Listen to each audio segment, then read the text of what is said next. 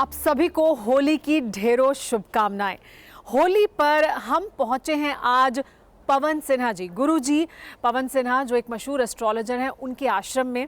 यहाँ पर उनसे हम बात करेंगे होली को लेकर। और मेरे पीछे देख रहे हैं ये तमाम चीज़ें मौजूद हैं, जहाँ रंग मौजूद है, मिठाई मौजूद है, पिचकारी है, फूल हैं।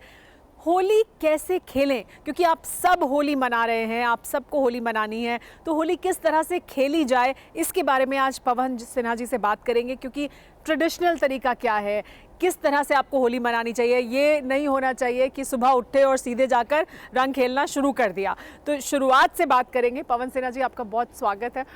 बहुत धन्यवाद। आपको भी, सब लोगों को बहुत सारी शुभकामनाएं। तो पवन सिन्हा जी, सबसे पहले इसी के बारे में आज हम बात करेंगे कि होली को किस तरह से, अगर आप ट्रेडिशनल तरीके से मस्ती करें, लेकिन वो मस्ती और हंगामा करने के पहले क्या करना चाहिए, किस तरह से होली खेलनी चाहिए, उसको शुरुआत से अगर हम दर्शकों को बताएं तो मुझे लगता है कि सबकी होली और ज़्यादा आनंद में हो जाएगी। बिल्कुल।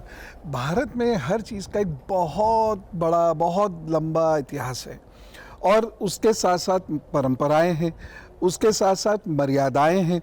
और इन सब के मिक्सचर के साथ साथ क्या होता है, हुड़दंग भी होता है, आनंद भी होता है, नृत्य होता है, संगीत होता है, रंग होता है।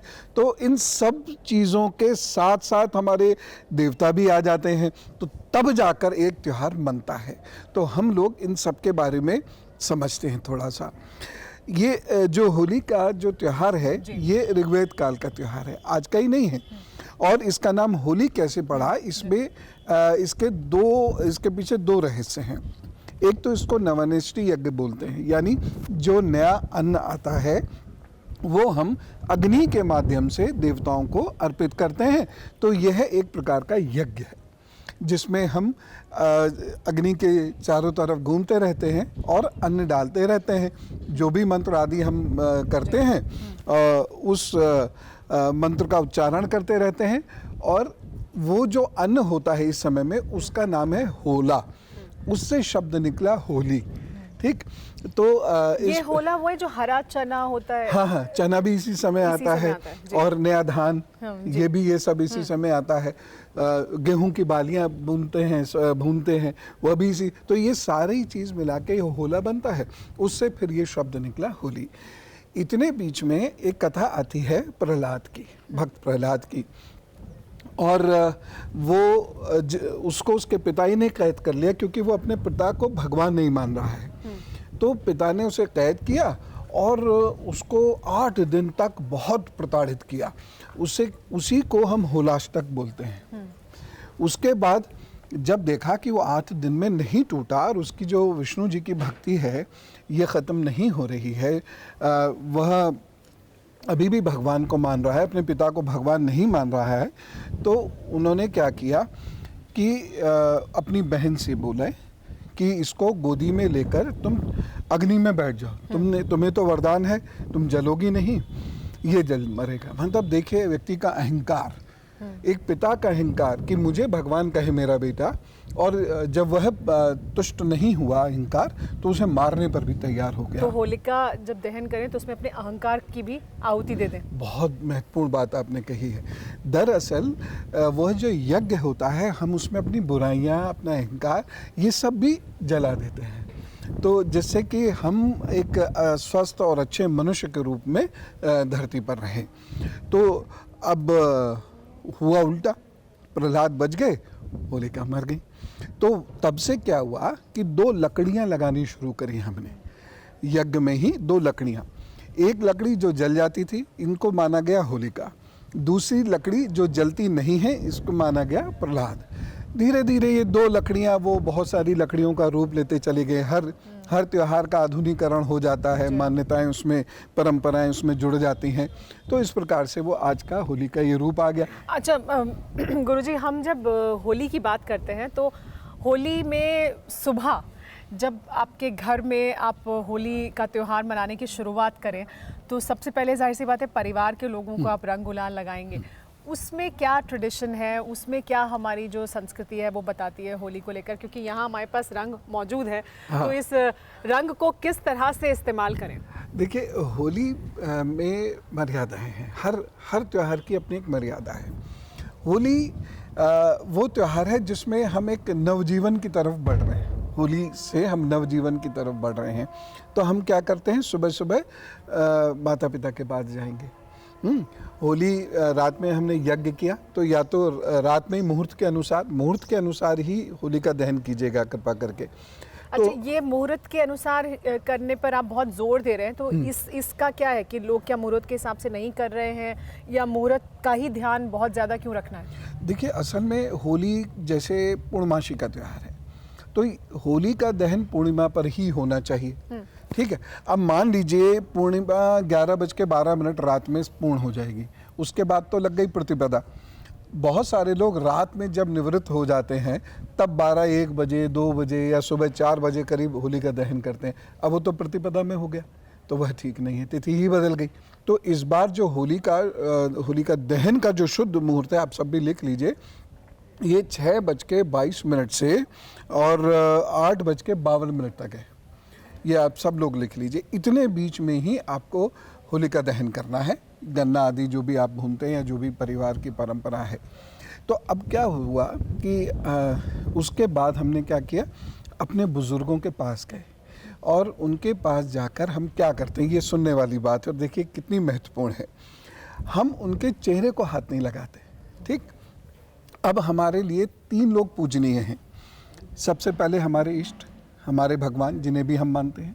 हमने पहले उनके पैरों को गुलाल लगा दिया या पुष्प डाल दिए। अच्छा, और गुरुजी, जब आप बता रहे हैं कि भगवान के पैरों को गुलाल लगाना है, तो पैरों पे गुलाल लगाने का भी कुछ तरीका है? उसमें भी कोई ख़ास बात है जिसका ध्यान रखना है, जो हमारे दर्शकों को ध्यान रखना चाहिए? हाँ, देखिए, हम पैरों को सामान्यतः दूर से छूते हैं, क्रॉस एंड प्रणाम करते हैं। अपने इष्ट को, अपने गुरु को दूर से क्रॉस एंड प्रणाम करते हैं और उसके बाद उनके नाखून पर, अंगूठे के नाखून पर या पैर पर थोड़ा सा गुलाल की बिंदी लगा देते हैं। बस उतना भर हमें करना होता है। तो हमने ऐसे ही अपने इष्ट को प्रणाम किया, फूल रख दिया वहाँ पर या फिर गुलाल लगा दिया। अगर आप गुरु जी के पास जाते हैं तो वहाँ भी ऐसे ही करना है और यही आपको माता पिता के साथ करना है। यानी पैर के नाखून पर आपको गुलाल लगा देना। और ये जिन तमाम, चाहे गुरुजी हैं, हमारे भगवान हैं या माता पिता हैं, जो भगवान तुल्य हैं, या और बुजुर्ग दादा दादी, नाना नानी हैं, उन सब के लिए इसी तरह से गुलाल लगाकर दिन की शुरुआत करें। हाँ। और उसके बाद फिर वो लोग तिलक लगा देते हैं।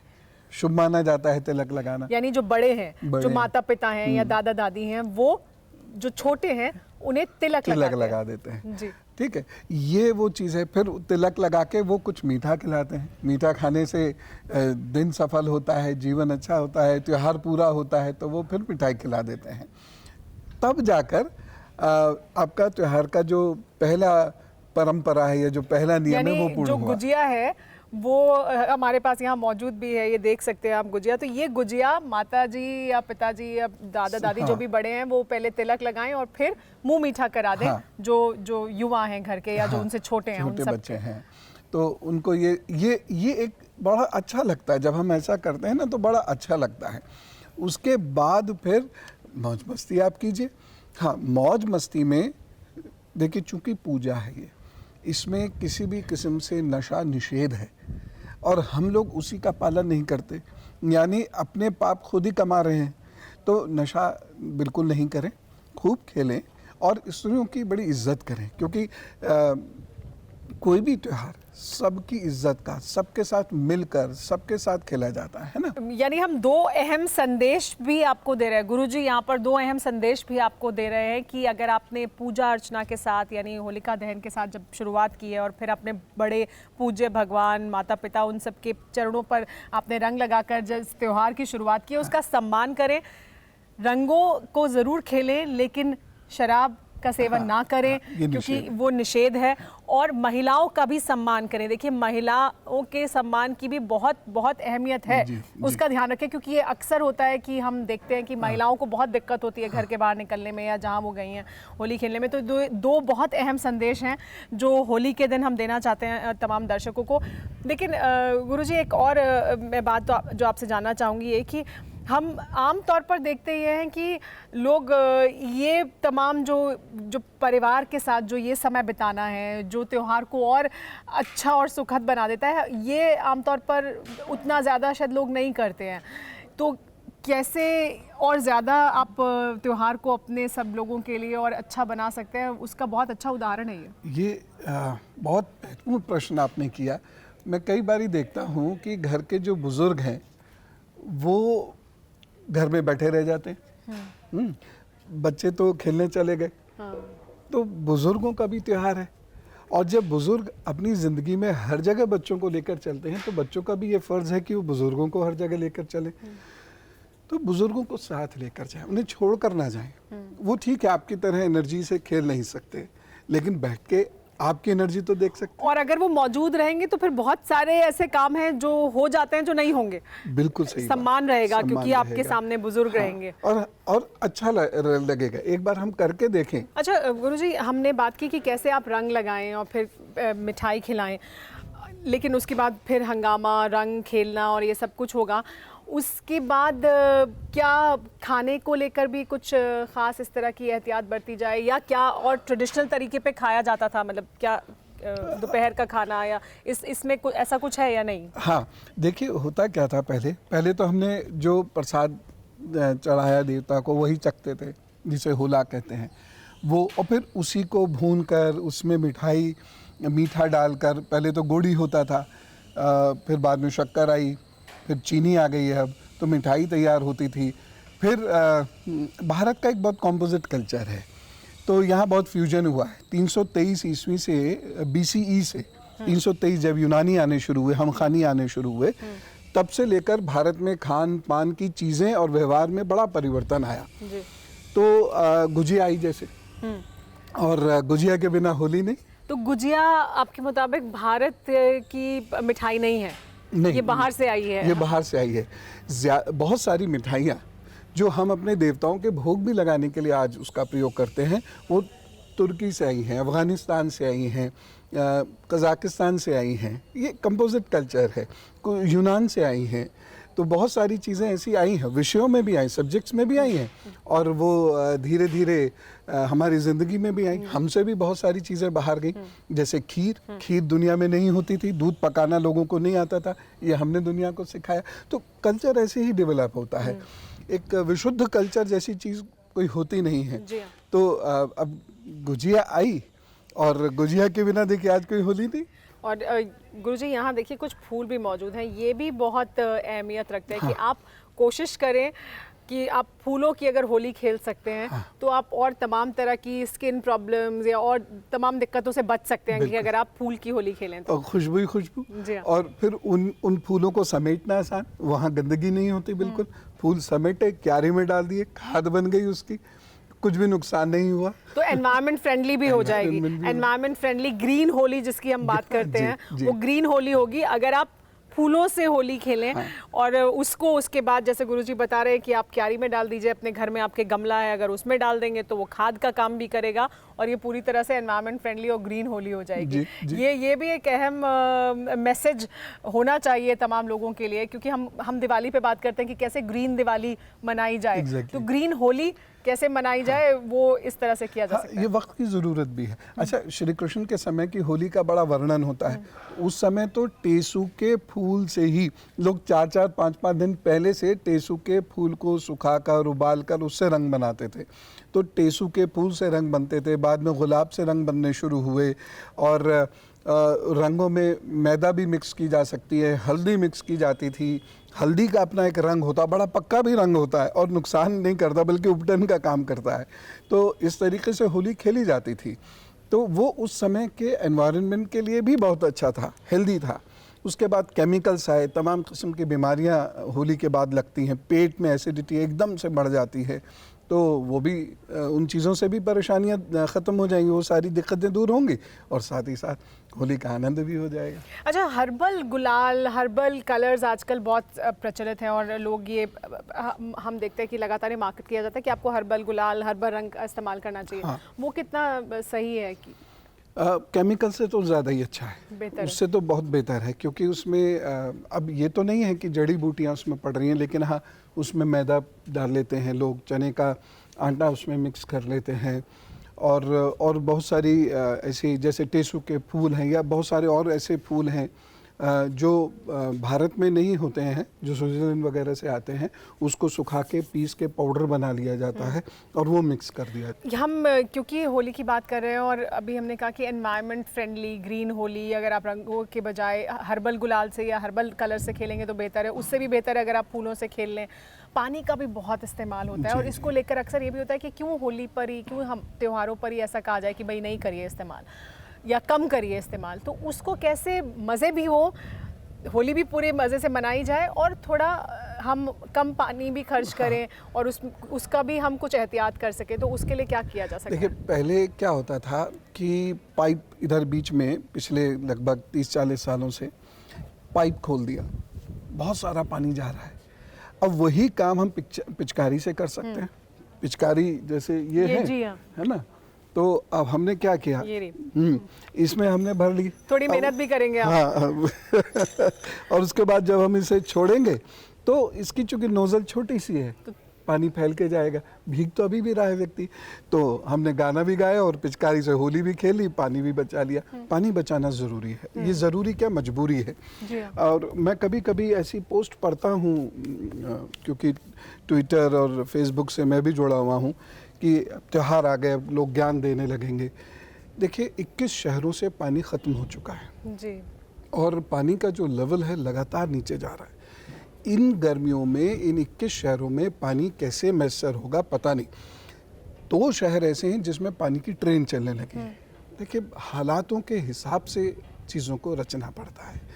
तो जब हालात इतने गंभीर हैं तो वेस्टेज से बचा जा सकता है, उससे चीज़ें ठीक होने लगती हैं। ऐसी बहुत सारी चीज़ें हैं और इसीलिए अगर आप इस तरह की पिचकारी से होली खेलेंगे तो वो ज़्यादा बेहतर है। क्योंकि आप कम पानी का इस्तेमाल करेंगे, आप उस तरह से पानी को बर्बाद नहीं करेंगे, क्योंकि वो बहुत ज़रूरी है हमारे लिए। जो गुरुजी संदेश दे रहे हैं उस पर बहुत ध्यान दें। आप होली खेलें, पूरे जश्न के साथ खेलें, उत्साह के साथ खेलें, परिवार, सगे संबंधियों, दोस्तों के साथ खेलें, लेकिन कुछ बातों का ज़रूर ध्यान रखें। जो गुरुजी ने बताया, महिलाओं का सम्मान करें, उनके साथ भी अच्छे से होली खेलें, लेकिन महिलाओं को ऐसा नहीं लगना चाहिए कि वो घर के बाहर नहीं निकल सकती हैं, इस तरह का हुड़दंग मचाया जाए। आप हर्बल गुलाल या हर्बल कलर से होली खेलें। बेहतर है कि आप उसको इस तरह से ना लगाएं कि लोगों को दिक्कत हो, जैसा कि गुरुजी पहले बता रहे थे कि आप उनके मुँह में लगा दें, ऐसा इस तरह से ना खेलें। अगर फूलों से खेलेंगे तो उससे अच्छा तो कुछ भी नहीं है। और अगर जो ट्रेडिशनल तरीका है उस तरह से शुरुआत कर फिर जितना भी चाहे उत्साह के साथ खेलिए होली। गुरुजी, आपका भी कोई अगर संदेश हो हमारे दर्शकों के लिए आखिर में होली के मौके पर? पहली चीज़ तो मैं ये कहूँगा, बुजुर्गों के या घर के अड़ोस पड़ोस के सारे भेदभाव मिटाकर होली सब साथ में मनाएं। दूसरी चीज़ मैं ये कहूँगा, जो मुहूर्त मैंने आपको बताया है उसे मिस मत होने दीजिएगा। और तीसरी चीज़ ये है, शालीनता के साथ खूब ज़बरदस्त मौज मस्ती हो, खूब नाच गाना हो, और त्योहार का जो आनंद है वो कम नहीं होना चाहिए भाई, ये तो पक्की बात है।